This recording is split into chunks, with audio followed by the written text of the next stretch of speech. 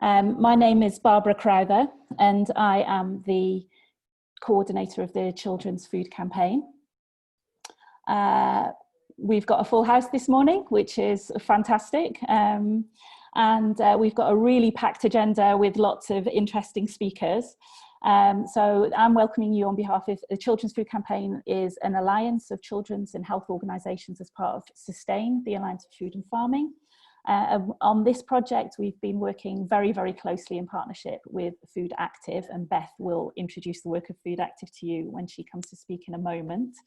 The background to this report and this research is that we have been, our campaign is all about creating a healthier environment, a healthier food environment for children to grow up in, and really empowering children and parents to take back control of a healthy diet for them and their children.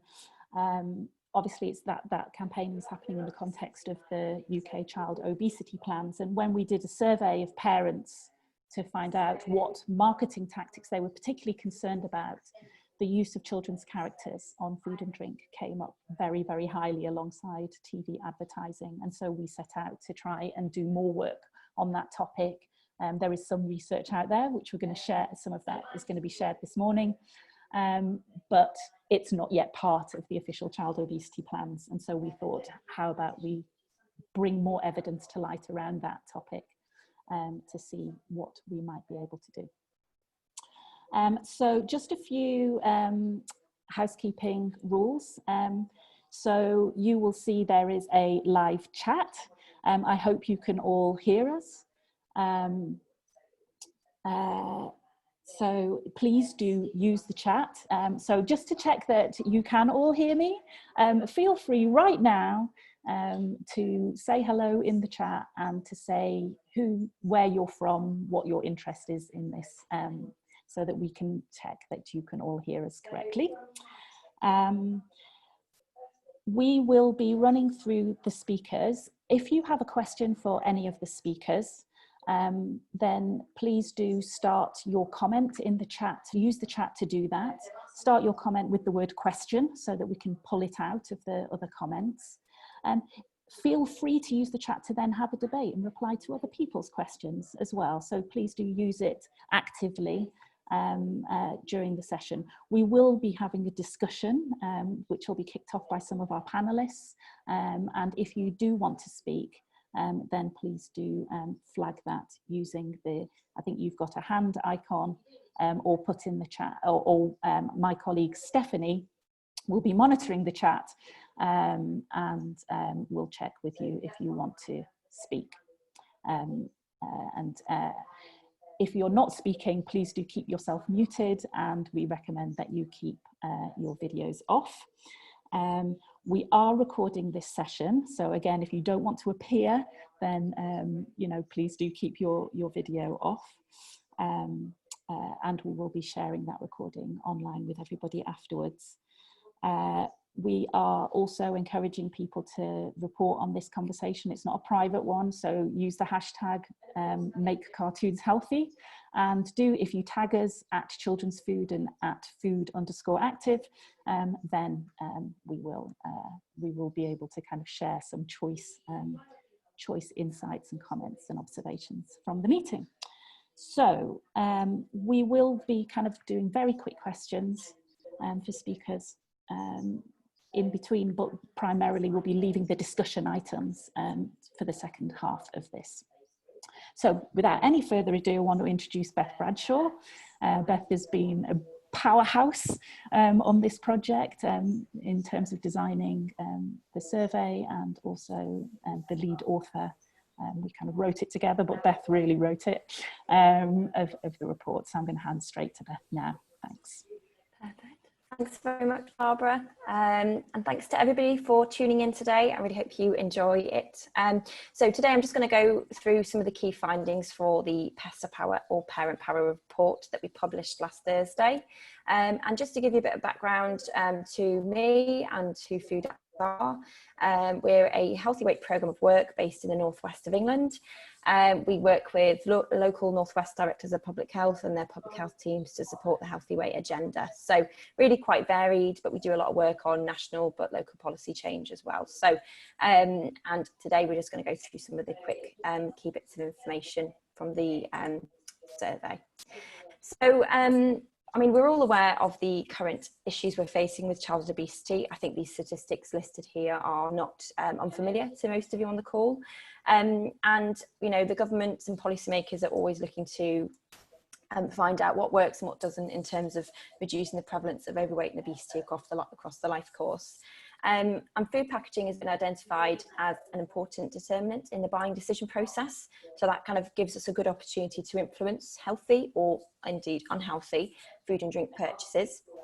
There have been some concerns about the use of attractive and appealing child-friendly characters on unhealthy food and drink packaging for some years now. So it's not this isn't, you know, a relatively new concept. I think it's been raised by the Children's Food Campaign in particular for quite a number of years. You know, we've got long-standing characters like Tony the Tiger and the Cocoa Pops monkey who've, you know, been a staple in supermarket shelves for many years. And like Barbara said, this was something that was raised as a concern by parents in one of their parents' jury surveys a few years ago, but we haven't had any national policy change in the UK. Other countries like Chile have made progress, which is fantastic, but yeah, nothing at a national level here. But it has been an issue recognised by industry, which is strange in some circumstances. But in recent years, Lidl, Aldi and Asda have announced, well, they actually announced in January this year, sorry, feels like a long time ago now, that they will be removing all child-friendly characters from own brand cereals. And that was actually a move that other retailers like Tesco and Co-op were already quietly working on. So, you know, you can see that the industry have recognised that this is an issue and that they're starting to make some tracks on addressing it. But, you know, in order to inform any policy calls, anything, you know, any campaigning, we wanted to hear from parents first, because after all, they are the most important decision makers that affect children's eating habits. So just quickly through the methods, in summer 2019, Food Active conducted some focus groups in Bolton, Halton and Chester. And we basically did those to try and pick out some key themes that were raised by issues as an issue in terms of the child-friendly characters on packaging. And using all the insights from these focus groups, we developed an online survey. Me and Barbara wrote that together and we disseminated it across all of our networks. Campaign, Children's Food Campaign Network, Parents Jury, social media, Mumsnet helped us out as well, and then also the Food Active Local Authority Network as well. And we had parents and carers with children aged 18 months to 17 years old in the UK who were eligible to take part.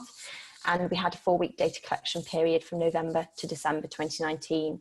And it's just important to say, you know, I don't think we could actually get through a whole webinar at the moment without mentioning COVID, but we were actually due to publish this at the end of March. But because of, you know, it was obviously deemed, you know, not the right time to publish it. So we waited till the summer, waited till last week until to publish it. So just when we thought we might get a little bit better pickup. So just to go through some of the key results from this, firstly, parents and children were guided by different purchasing factors. So essentially what we did was we had parents proposed with questions about which products they would choose. And the yogurts at the bottom left were provided to parents with younger children, and the cereals to the right were for parents with older children. And we asked the parents, what would you choose if you were in a supermarket? You know, they were allowed to say, we wouldn't choose any of these, or I don't know, we offered those options as well. But we asked them to think what they would choose if they were in the supermarket.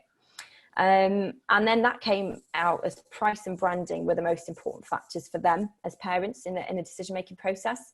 And then we asked parents to go put themselves in their children's point of view. So we asked them to think about what their children would choose had they had the option. And a lot of parents thought that they would be guided by this child-friendly packaging, particularly where high-profile and well-recognised characters were displayed. So these options here, you can see Paw Patrol, Peppa Pig yogurts.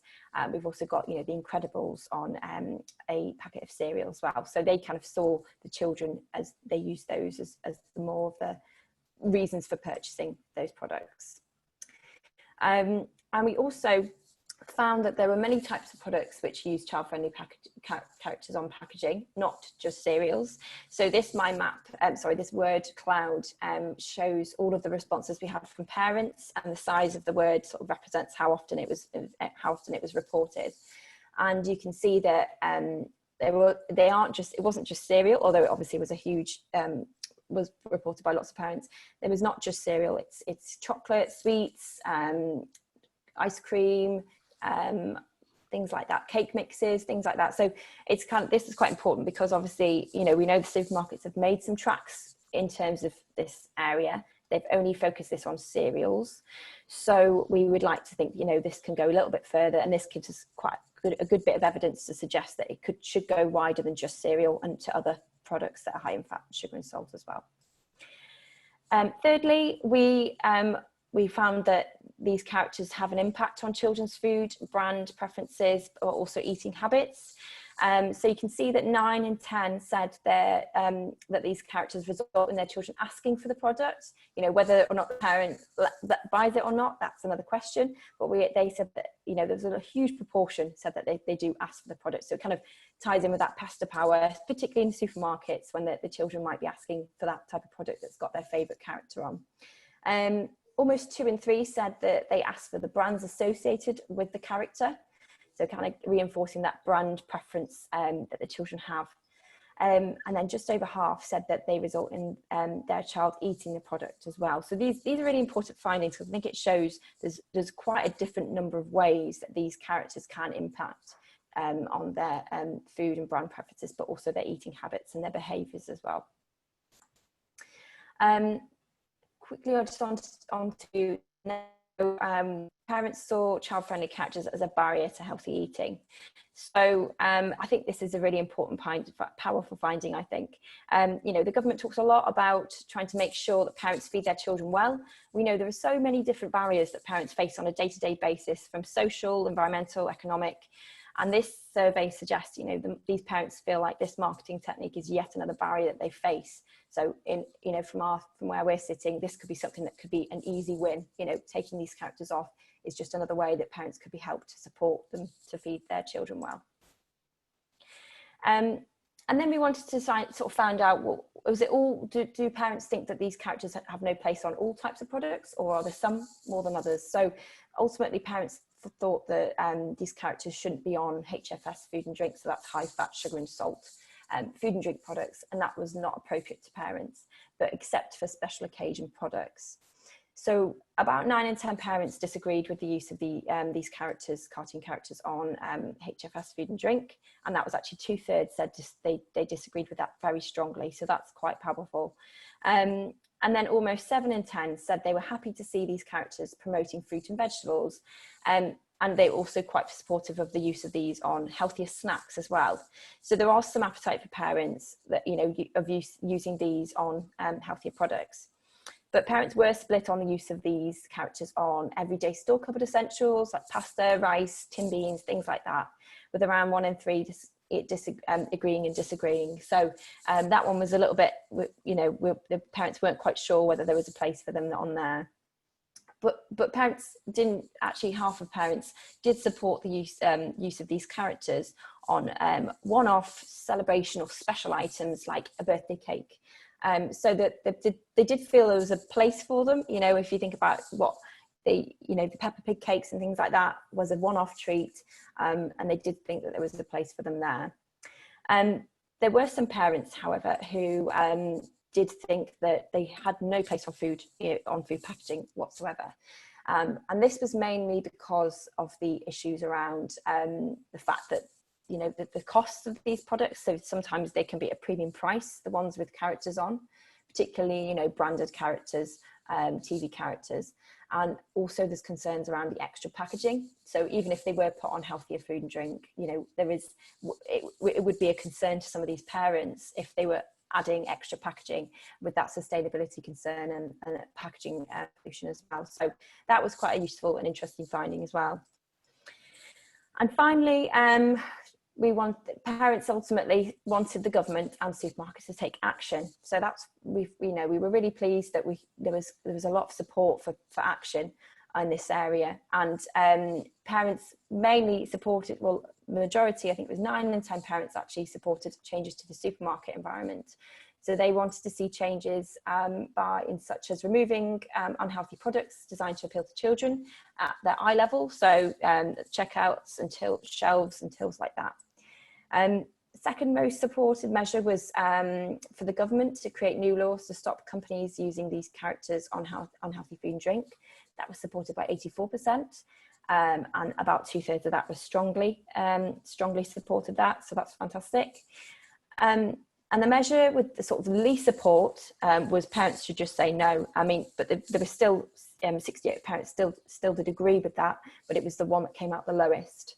So I think that kind of suggests, parents accept that they have a responsibility. They know that they have a responsibility in terms of what they feed their children, but there was also a huge request here, a huge voice saying, we want to be supported by food and drink companies and the government to create a healthier environment for us that supports healthier choices. And we also offered them the opportunity to, comment on their reasons why they support those different measures. And I've just put up a few quotes here on some of the different themes that were suggested by parents. So there was concerns around the ethics of marketing to children, safeguarding children from the influence of advertising. There's also obviously the challenges faced by parents and carers. Parents' job is hard. Please do everything you can to make it easier. The role of schools, supermarket environment, again, that's one that has come up very, very often. The cost of these products, they're usually higher priced than supermarket owned brands, but also government intervention as well. So these are just some of the key themes. You can read a lot more about this in the full report if you want to after the webinar. So just quickly to conclude, and mindful of time, this survey was the first of its kind, collected the views of a range of parents and carers across the UK. Just some limitations to note is that the survey wasn't a representative sample. It was just a snowball sample just from disseminating through our networks. And some of the key conclusions we came to, this survey demonstrates that there was a clear and overwhelming agreement from parents that the use of cartoon characters on HFSS food and drinks, so high fat, sugar and salt, must end. Parents accepted their responsibility, but they want the food and marketing industry and the government as well to play their role too. And parents question whether any food should be marketed or packaged to appeal to children, except for special occasions. These are just some of the key findings, like I mentioned. There's loads more in the report, so I do recommend you look through it. And then just to conclude on the report side of things, me and Barbara came up with some parent-informed recommendations that we wanted to share with the government and industry. So in terms of the government, we felt we want them to reduce restrictions, to restrict supermarket promotions at the checkouts, end of aisles and store entrances, and close the loopholes in CAP regulations, and Lauren will go on to talk about that in a little bit more detail later. Use consultations to improve nutritional labelling and packaging information. And then for industry, we want, as I've kind of mentioned throughout this presentation, we want the supermarkets to join some of the ones who've already made traction. It's fantastic that Aldi, Lidl and Asda have already started to make tracks on this, but we'd like them to go further than breakfast cereals, and extending the measure to other products cited by parents, such as yogurt, ice creams and biscuits. And finally, supermarkets should stop appealing unhealthy products at children's eye level at the shelves or tills, at the tills and checkouts. So yeah, that was just a quick through tour of the report. Happy to answer any questions at the end. Thank you very much. Thank you so much, Beth. That was a really fantastic overview of what the report says. I think there has been a question around how far the report can be broken down by demographics. I think in the interest of time, can I ask you to reply to that in chat for now, so that you've got that in the chat, so that we can go on to parents. And I know that there's also a question around the impact of characters irrespective of what children are demanding, so how far parents buy things regardless of whether they've got their children with them pestering at the time of purchase or not. So And that's a conversation for everybody, I think. But let's go to the parents themselves who took part, and very kindly Lindsay and Miriam have joined us this morning. I'm going to go to you, Lindsay, first, if that's okay.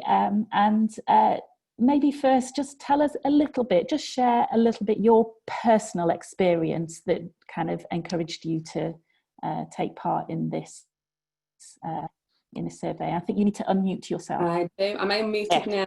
I am. Perfect. Yeah, I think for me, it's one of the things I'm really passionate about, because, you know, my children are now older, so that means I've actually got like 12 and 16, sorry. But it gives me a wealth of experience of actually seeing the development of my children and their expectations throughout their ages.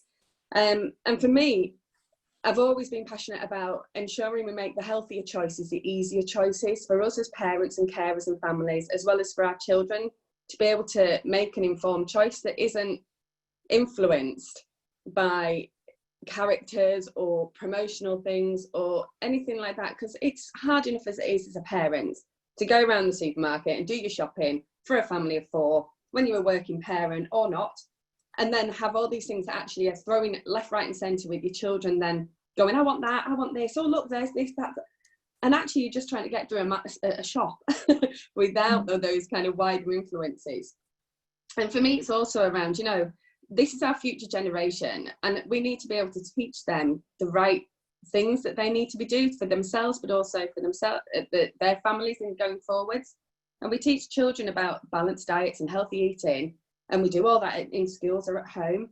And then we confuse them by their favourite characters promoting the stuff that's high sugar, high fat. And so it's like, what are we actually trying to do with our children? You know, we really need to take some ownership of that as a society, really, but particularly within food manufacturing and supermarkets and marketing, because we can do what we can do as parents, but it's hard enough as it is. We just need to make those healthier choices easier choices. And what about this question about, you know, parents' purchasing patterns irrespective of what their children are asking for? Did you have any thoughts on that? I think, you know, food shouldn't be a bribe, but I'm sure as parents they've all done it. But I do think there is that, you know, there's always that pressure. So even if your kids aren't with you in the supermarket, you're trying to go, right, well, what will I get? You know, if they're a fussy eater, oh, well, I know they'll eat that, or I'll get them that. And actually, it becomes more attractive, because as a parent, you always just want to know that your kids are going to eat something.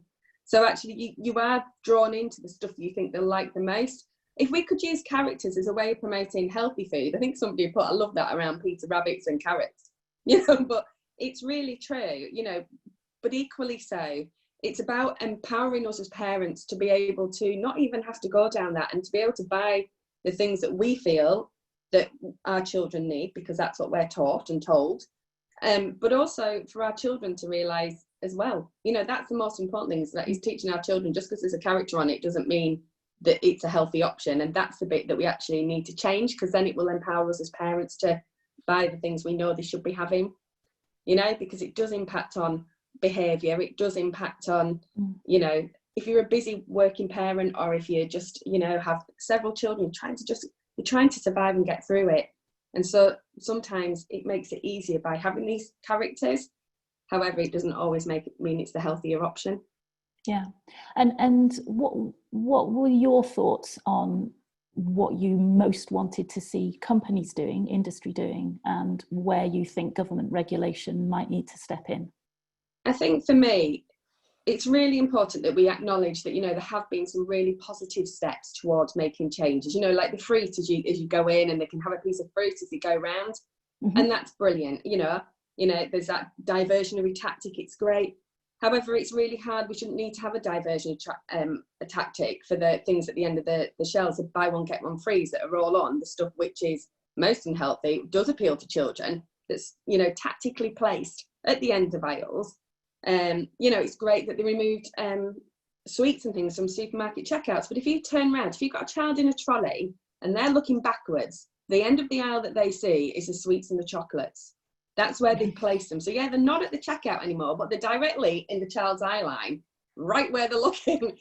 because you're packing your trolley up, and that's when you then get the kickoff, and that's when parents, kind of go, right, okay, what do I do here? Do I either fight the battle, which we know we should be doing, but then you've got lots of people looking at you and you're really embarrassed and you've got a whole shopping you're getting through, right, we'll just get that. And that's actually where it reinforces those negative behaviours for children, but it also reinforces those negative messages that we're giving them as well. So I think there's some ownership that needs to be taken. It's not enough to do token gestures. It's not enough to just kind of almost bobbles parents, carers off going, oh, look what we're doing, isn't it great? I know it's brilliant, they introduced the sugar tax, but actually it's a little bit hypocritical to be saying, right, we're going to invest in, as big organisations of high sugar and drinks or sweets or yogurts, we're going to reinvest this into healthy activities for children. And actually, no, if we just stopped doing the messages in the first place, we wouldn't need to be doing sugar tax to treat childhood obesity. We just need to make the changes to start off with and not just put a sticking plaster on it, which if we keep doing, we're not going to get anywhere. So I think it's about saying, who's the most important here? And for me, it's our children and it's our future. That's who's the priority, not organisations. And we need to have some guts really to be able to step forward and do that. And that's where we need some governmental change and people to put the money where the mouth is. I like the idea. We just need to have some guts and not go beyond the sticking plaster. I'm going to go to Miriam next. Miriam, I know your child is younger than Lindsay, so do you want to kind of share a little bit your experience? Yeah, sure. Hi, everyone. My name is Miriam, and my daughter is 5 years old. I have another one on the way. And, congratulations. Thank you. In a couple of weeks. So, yeah, I mean, for me, it's really seeing the impact when I take her shopping with me. And I have a daughter who's a very fussy eater and very reticent to try anything new.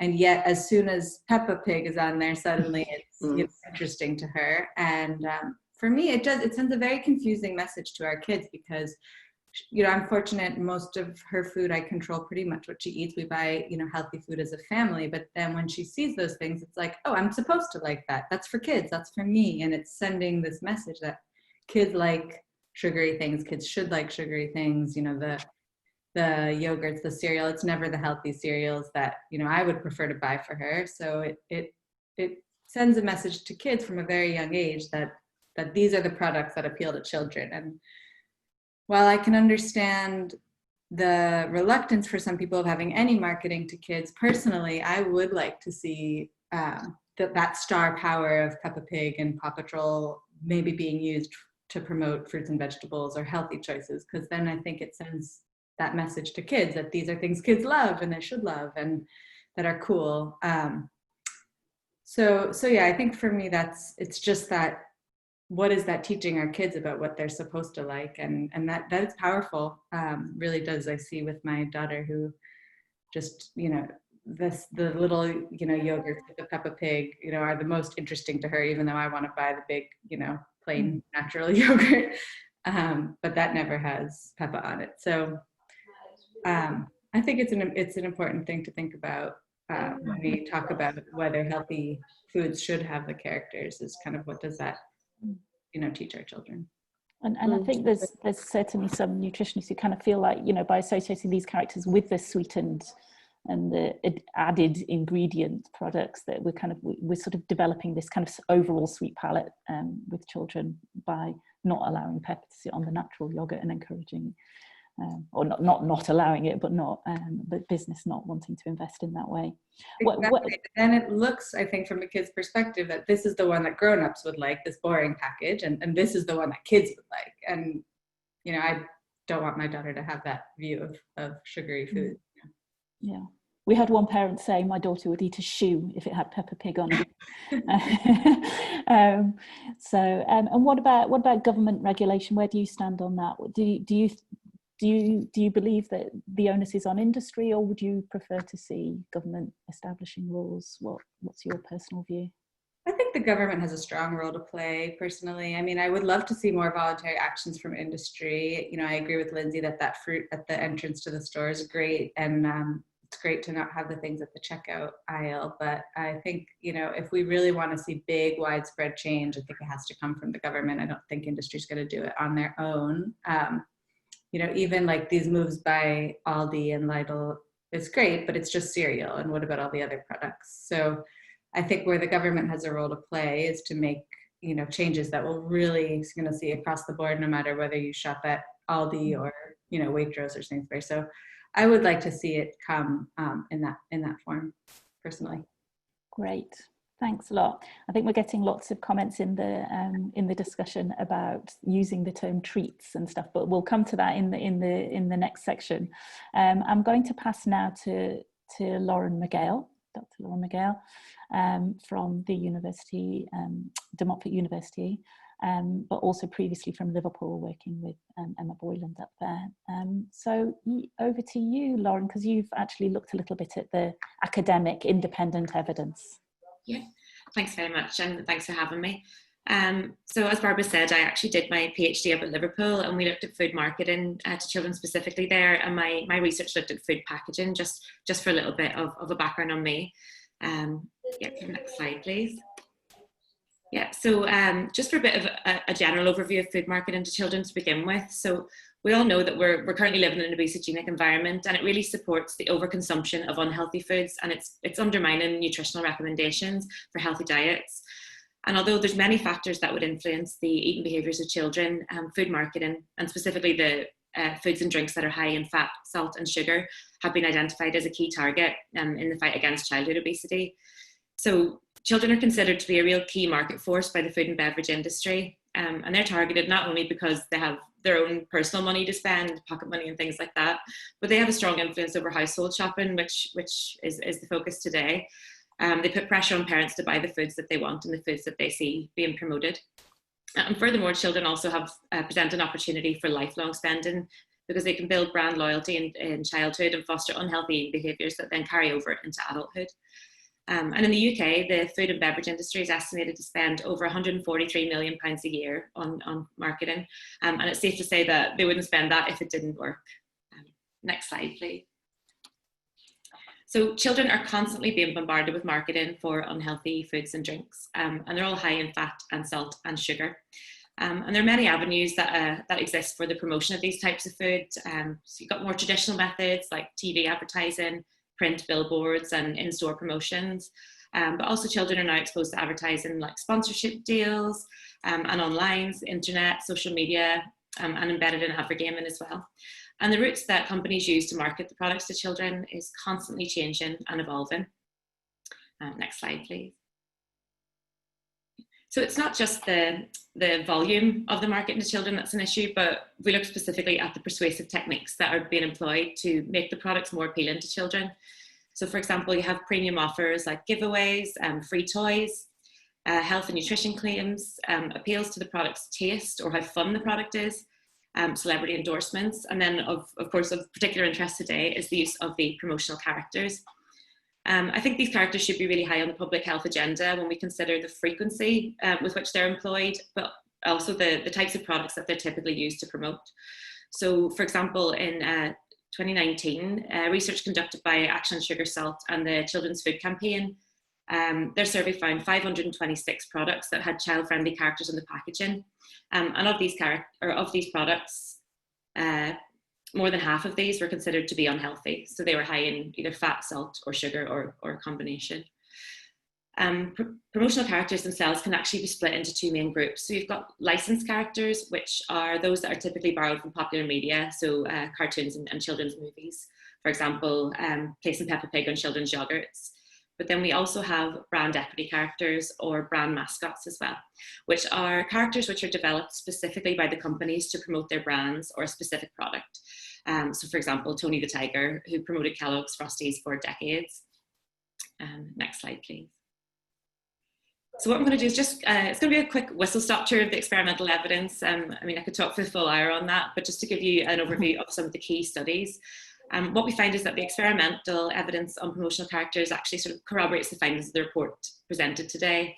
So there's a wealth of research that supports the claim that licensed characters influence children's eating behaviour, and that's in favour of the foods that are promoted, so in favour of the foods that present with the character. And it alters the children's perceptions of the foods and their desires to consume it. So if we look at a key study in the area, Roberto et al., they found that when they presented children with matched food pairs, so two pairs of foods of identical foods, either with or without the licensed character on the packaging, Children favoured the taste of the food with the character on, as well as being more likely to select it to have as a snack. And this effect was actually most pronounced when they used it to promote the less healthy snack foods when compared to healthy alternatives. So in this case, they used baby carrots. A further study on licensed characters found that when they compared the licensed characters to unknown cartoon characters, so characters that children were not familiar with, the licensed characters did produce a greater effect. But I think it's really important to note here that both characters actually had an influence on children's appetite and the wished for frequency of consumption of the foods. So that was regardless of whether it was a familiar licensed character or one that they'd never seen before. And it's evidence to show that promotional characters work regardless of type. Next slide. So we actually replicated the Roberto study design as part of my PhD at Liverpool, and we used brand equity characters or brand mascots instead, and found that they actually influence children's taste preferences and snack choices in favour of the foods presented with the characters on the packaging, so in the same manner as the licensed characters had. And this effect was actually found even when we placed the characters on foods they didn't typically promote. So for example, when we used the cheese strings mascot and we placed them on the Cocoa Pop cereal bar, it had the same effect. Children still thought it tasted better and they were still more likely to pick it as a snack. So although I'm only highlighting a few of the key studies here today, you can see that there is evidence that clearly demonstrates that all types of promotional characters, whether brand equity, licensed, familiar or unfamiliar, have the power to influence children's eating behaviours in favour of those products. Next slide, please. Yeah, so just to give a quick sort of overview of the current regulations and where I think we stand there. So we had the introduction of the CAP code in 2007, which covered the broadcast media, such as TV, and that prevents the use of celebrities or licensed characters to promote food to children, with the exception of fruit and vegetables.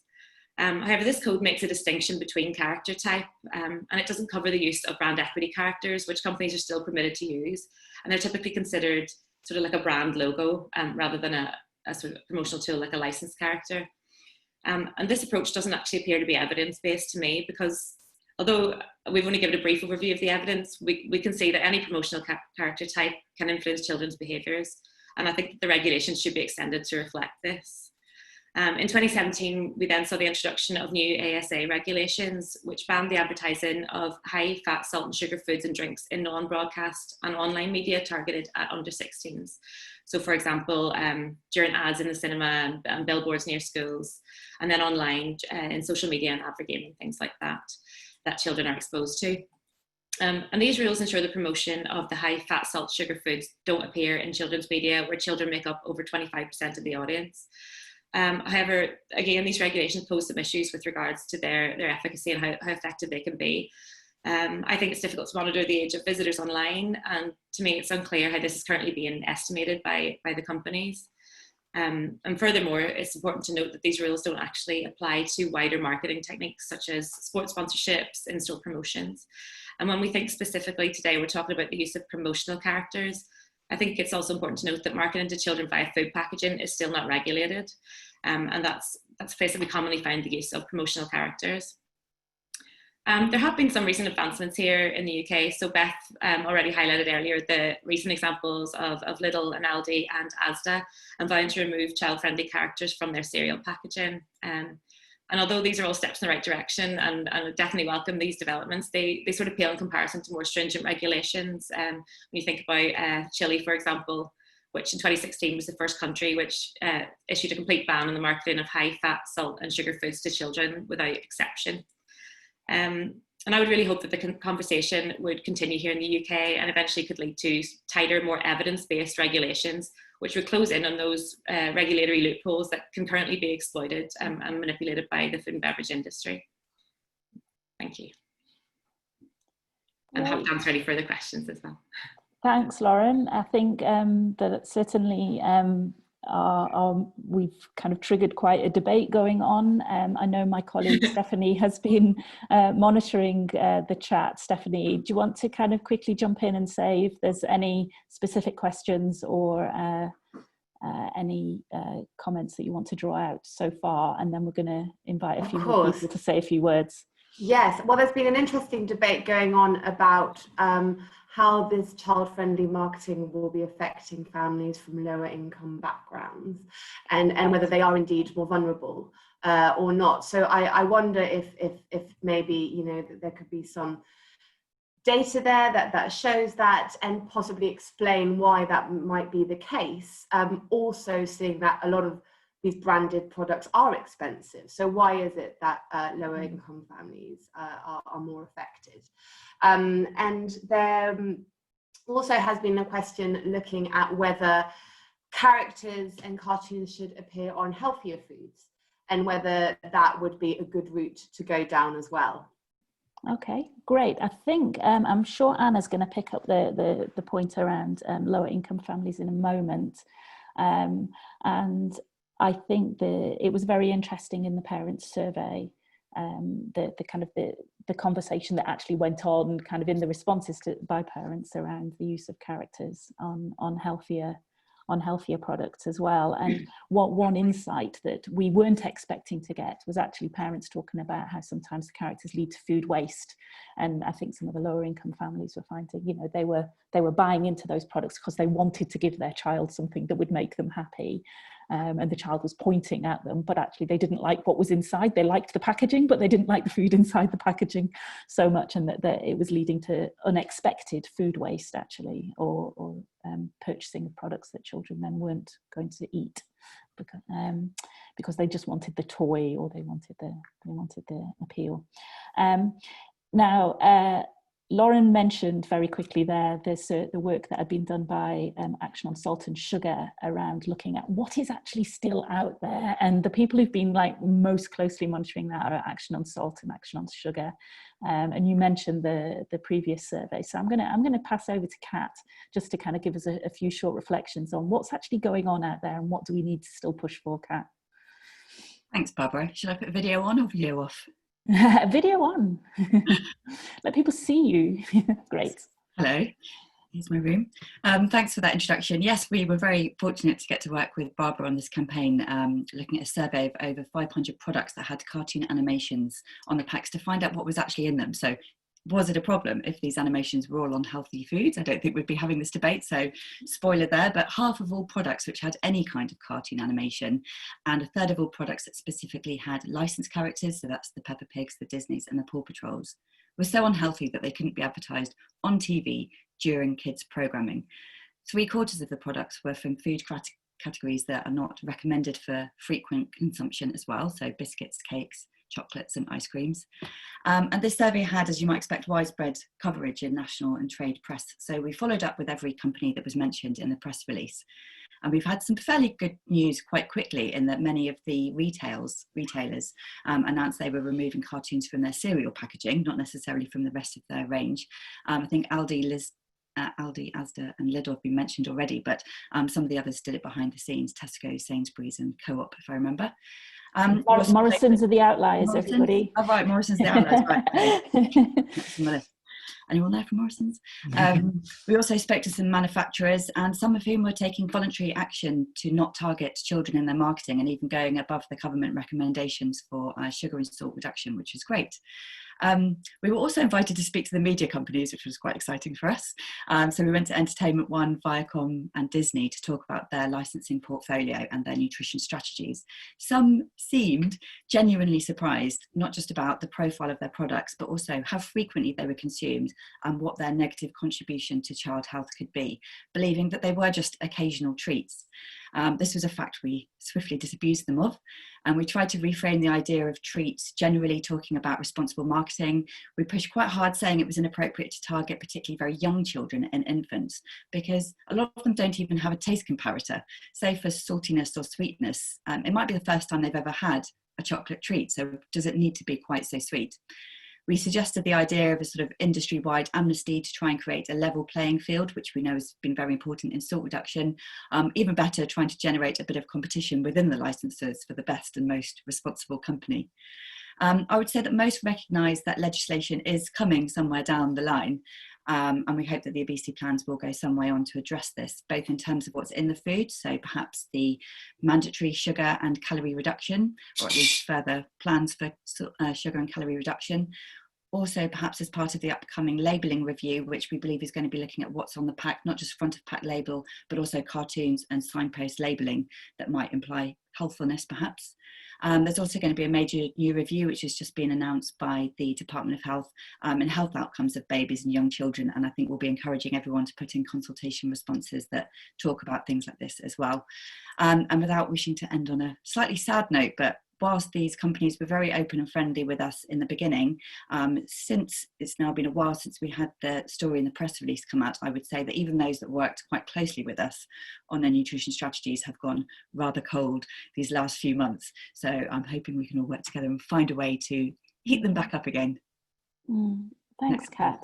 And there's been a comment that the issue around lowering salt and sugar and the reformulation, so there's been some comments around how reformulation is playing a role in this, but actually people kind of like the idea of low salt and low sugar, but actually when the companies kind of push back and say they don't like the flavour of the reformulated products, I mean, how do you reply to those kind of comments? Well, that's generally not the feedback we get. I mean, the point is you have to do it very slowly and gradually. The worst thing you can do is tell people you are taking the sugar or the salt out of the product. So that feedback only really seems to have come when you've made a big claim like a 30% less sugar. That didn't happen for salt. No one wanted to claim that their products had less salt because there's an automatic perception that they might be less flavoury. But I think people thought they could really appeal to the health aspect by making a 30% less sugar claim, but it really doesn't work. We would say go slow and gradual across the board. And again, my point for the young kids, I mean, if you try an infant food, you'll think it tastes bland and disgusting. That's the level that we should be comparing infant and young child food to. Paw Patrol's aged at 1-2-year-old children to watch, so their palates are completely different to ours. So I would say it is about a journey, but particularly with the young kids, I think there's much less room for that argument. Okay, thanks for that.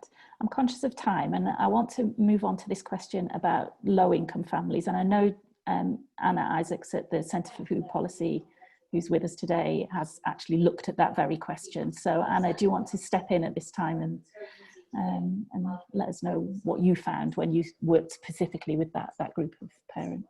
Great. Yeah, thank you very much. So I'm a research fellow at the Centre for Food Policy, and we're an interdisciplinary unit based at City University that's working to shape food systems that improve the health of people, the health of society, the environment and the economy.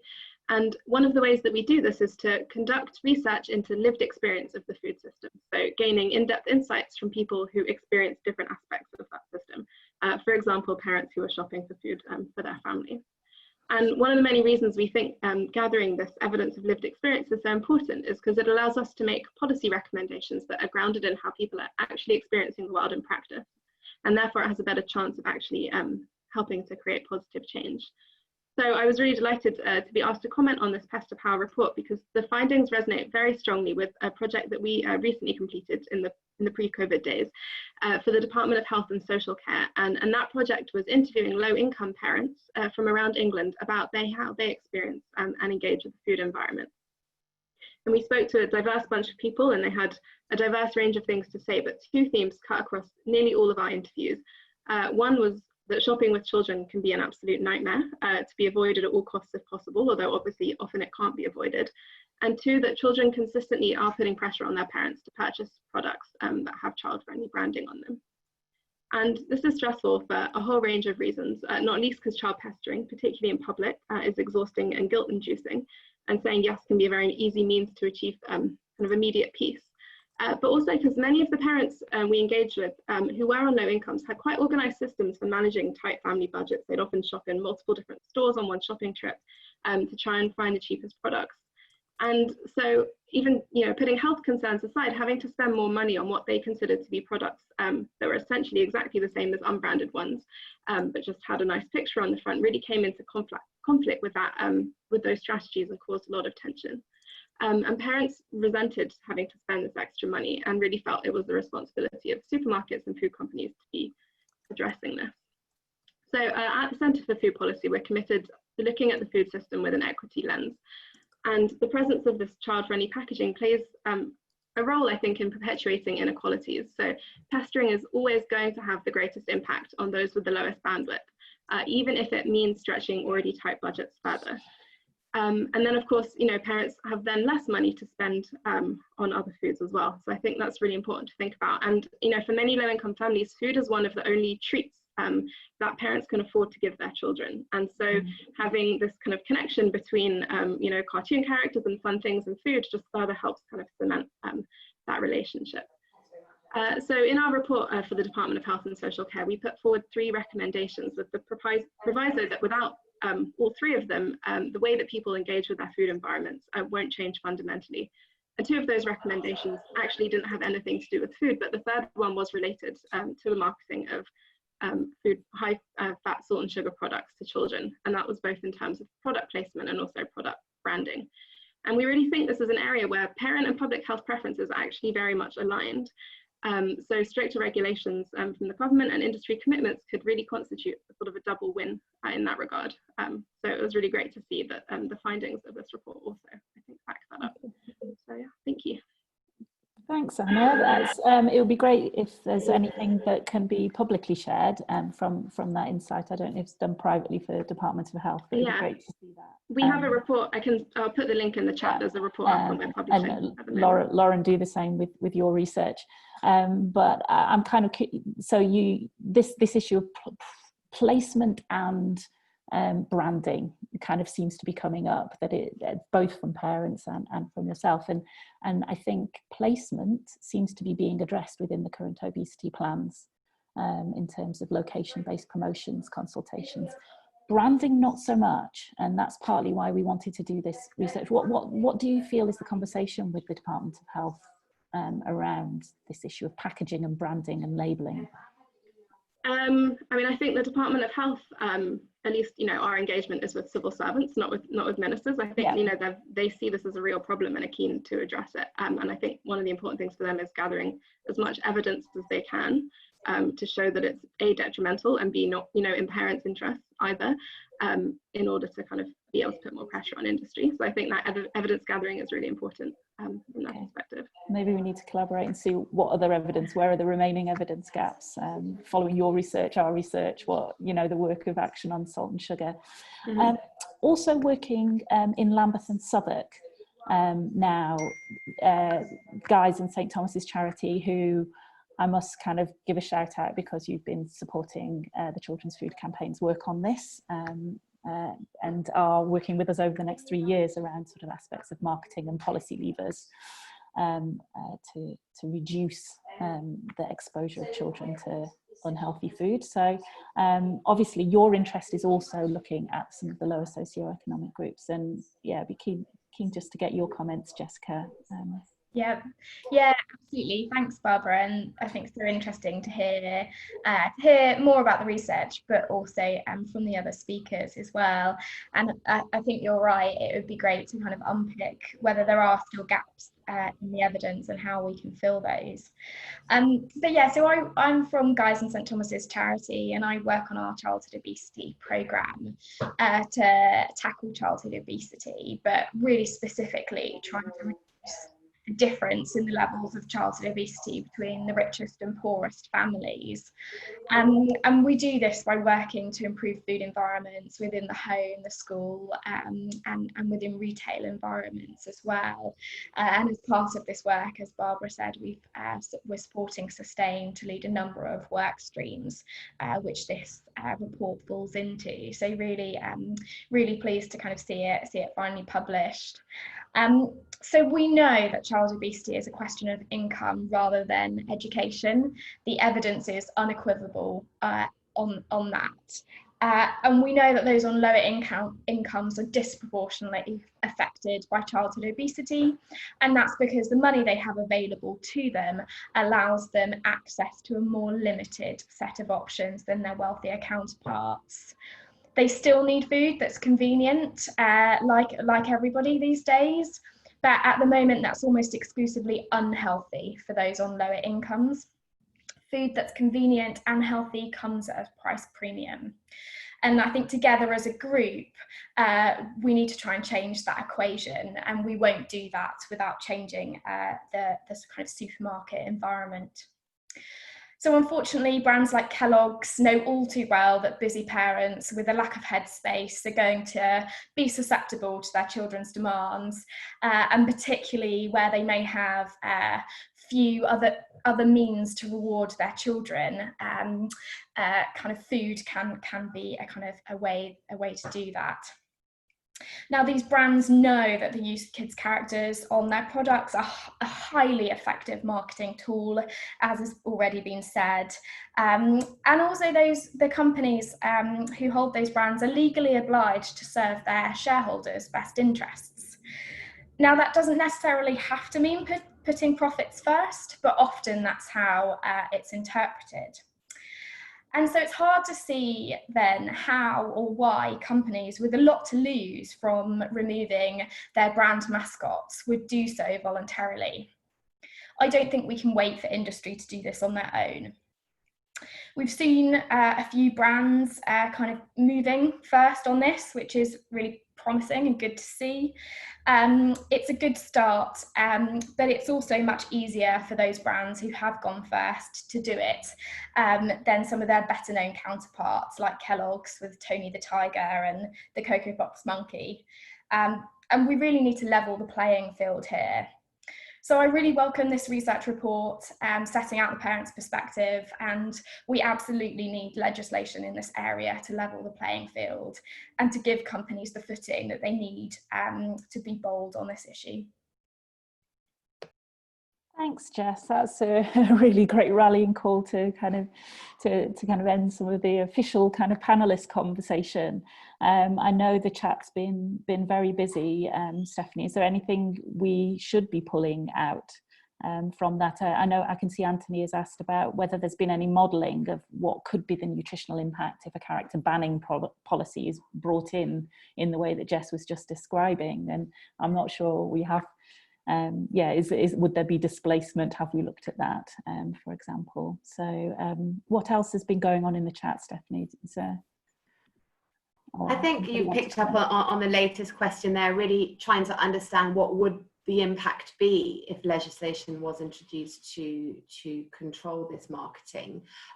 Someone mentioned that in Chile they introduced something similar, but there have yet to been some. There have yet to have been published some results on that. So really trying to understand, you know, how this would change things for parents. And this really followed on from a previous debate in the chat that was looking at who really has the power in supermarkets. You know, is it the parents who have the power? Is it the supermarkets? Is it the companies? And if the government were to legislate, you know, based on the demands this report is making, who would that then empower? Some felt that maybe it was too much.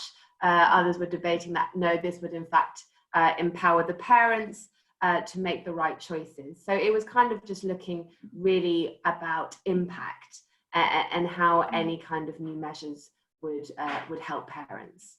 Yeah, it feels to me that there's a conversation about how far can we expect companies to go without a legislative framework. And also the kind of the mismatch that, you know, we're seeing products promoted in stores that are not allowed to be advertised on TV, and, you know, and that creates a kind of a mixed messaging. And yeah, there's kind of, I guess there's two approaches, aren't there? There's kind of one is saying, you know, if we were to remove these characters, could we model how many calories might be saved?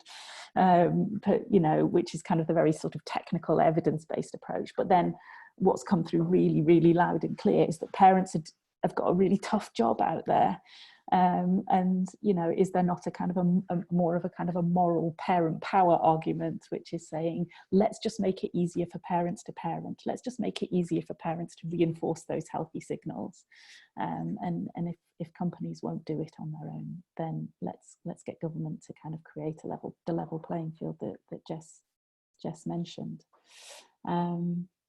Somebody's asked if there have been any positive results in Quebec. I don't know if Anna or Lauren has any idea around what's been happening in Quebec. But we're coming up to the end of the seminar, so maybe that's something that we can kind of look into. Lauren, is there anything? Sorry, wasn't muted. I'm aware, yeah. So we're currently actually carrying out a review on sort of policy change in relation to food marketing and looking at that. I know that I'm definitely aware of evidence to say that introducing the rules actually reduces children's exposure to advertising and marketing, but I'm not sure about specific outcomes such as sort of nutrition or weight status or BMI. But I know that the tighter restrictions in Quebec had resulted in less exposure to marketing, but that's all I can comment on there. Yeah, thanks, Lauren. And I think that's always the challenge, isn't it, when it comes to any marketing intervention, is how do you model the actual impact on reduced purchasing, reduced consumption, as opposed to reduced exposure, because we know that there's so many signals going on around people. You address one item, you address one part of the jigsaw, but that doesn't mean that all the other parts are necessarily in the right places to achieve the outcome that you need. So but it's still worth doing. We kind of need to kind of address all the pieces of the jigsaw. Any final questions? Just check in the chat. Yes, the name of the intervention in schools is called Veg Power. Stephanie, if you can put the Veg Power link in the chat, we'll get that out to everybody. So Veg Power is about encouraging fruit and vegetable intake. The other intervention in schools is the School Fruit and Vegetable Scheme, which at the moment is only for Key Stage 1, so reception year 1 and year 2. That's a free piece of fruit or veg to every child in those early years groups. And I think that nearly got axed this year. It got suspended during COVID lockdown, but it has just been announced last week that it is going to be reinstated. But there is evidence that there then is a drop-off in fruit and veg consumption once children move out of those year groups. And so there's a fairly strong argument to make that work across the board. With that, I think I'm just going to have to thank everybody who's contributed, particularly to Beth, my co-planner with this and co-worker, and all the guys at Food Active, to Guys for supporting us financially with all of this work, to all of our speakers, to our parents, Miriam and Lindsay. We'll be putting the recording out for everybody. Please do share it. Please do keep the conversation going. If you had a question and you didn't get it answered, then email me, barbara@sustainweb.org, and sustainweb.org, actually, that final slide should say, we'll amend it when we post it up. And we'll try and get some answers or put you in touch with a person who can. So thank you very much. Enjoy the rest of your day. Goodbye.